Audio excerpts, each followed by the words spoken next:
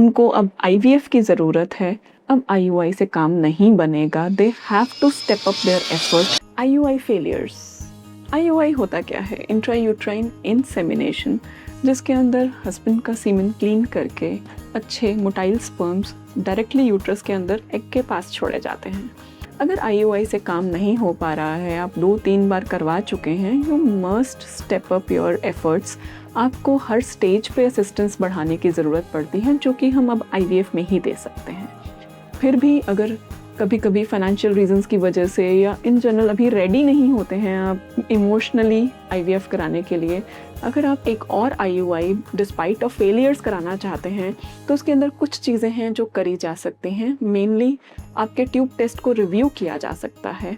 अगर उसके अंदर छोटी मोटी कोई दिक्कत महसूस होती है आपके डॉक्टर को, तो आप उसके लिए लैप्रोस्कोपी करा सकते हैं, जिससे ट्यूब्स खोलने की कोशिश की जा सकती है या ट्यूब का ओवरी के साथ रिलेशनशिप इम्प्रूव किया जाता है। मतलब ओवरी जो होती है आपकी बॉडी में फिक्स है, let's say this fist is an ovary, इसके ऊपर ट्यूब इस तरह से रहती है, जैसे ही एग रप्चर होता है तो वो उसको ग्रैब कर लेती है। सो दिस फिस्ट, इसके ऊपर जो ट्यूब रहती है वो इस तरह से स्पैंड रहती है। तो अगर ये ट्यूब यहाँ ना होके it is present somewhere else in your body, because tube is a mobile structure, वो कहीं और स्टक है, जो कि एचएसजी में आपके ट्यूब टेस्ट में पता लगता है अगर आपने करा रखा है। ट्यूब टेस्ट से आप मत डरिए। आईयूआई फेलियर्स वालों को या तो ट्यूब टेस्ट या लैप्रोस्कोपी ज़रूर करानी पड़ती है, बिकॉज आईयूआई का सक्सेस ट्यूब्स के खुले होने पे डिपेंडेंट है।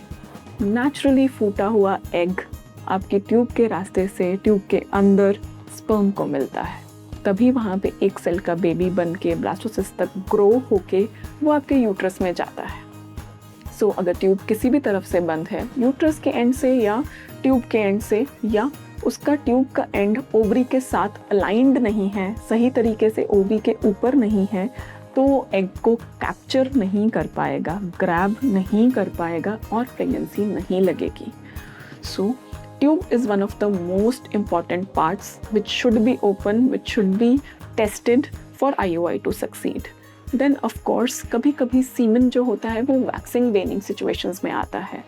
जिस दिन IUI कराया था उस दिन का सीमन सबसे ज़्यादा इम्पॉर्टेंट है, तो आप डेफिनेटली जिस दिन IUI कराते हैं उस दिन अपने सीमन की रिपोर्ट डिस्कस करें अपने डॉक्टर से। एंड इफ़ शी फील्स कि उसके अंदर कोई मोटिलिटी इश्यूज़ हैं, कुछ प्रॉब्लम्स हैं, तो उसकी मेडिसिन लें और उसको फिर रिलीजियसली लें। ऐसा नहीं सोचें कि वो मेडिसिन काम करेगी कि नहीं करेगी, बहुत महंगी है। अगर उसका 5-10% भी सक्सेस रेट है इम्प्रूव करने में मोटिलिटी, तो आपका IUI का सक्सेस रेट आपको IVF से बचा सकता है। Definitely take motility enhancers given by your doctor. Then comes कुछ चीज़ें होती हैं जो मेल्स ले रहे होते हैं, जो उनका काउंट और मोटिलिटी कम करते हैं। टॉप पे उनमें से आते हैं जिम सप्लीमेंट्स, ठीक है, कुछ protein powders, testosterone injections, anabolic steroids, ये सारी चीज़ें, स्मोकिंग, अल्कोहल, ये मेल्स को बंद करनी चाहिए for IUIs to succeed. Apart from that females को एग बनने की जो दवाइयाँ होती हैं, कुछ इंजेक्शंस भी आते हैं, तो आप घबराइए नहीं। अगर आपके डॉक्टर ने आपको बोला है कि अब हम इंजेक्शन साइकिल करेंगे IUI के लिए, तो don't worry, don't consider the cost involve, because अगर ये फेल होता है तो आप IVF कराएंगे जिसकी कॉस्ट इससे तो ज़्यादा ही होगी। So if IUIs have failed multiple times, तो आपको एक ऑर्गेनाइज्ड रीस्ट्रक्चर्ड ट्रीटमेंट प्लान की ज़रूरत है, हर चीज़ को रिव्यू करने की ज़रूरत है अगर आप एक और IUI अवेल करना चाहते हो।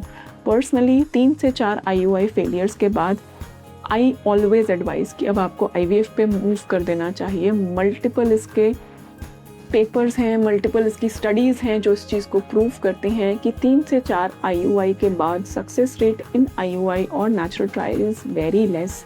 कुछ ना कुछ दिक्कत कहीं पे मेजर है जो पकड़ में नहीं आ रही है, जो कि मेरे एक्सपीरियंस के हिसाब से मोस्टली ट्यूब्स में निकलती है। तो अगर आपको IUI, PCOD, natural fertility enhance के पॉइंट ऑफ व्यू से कुछ भी इंफॉर्मेशन चाहिए, you can subscribe to my channel. I keep on educating you on that. Take care.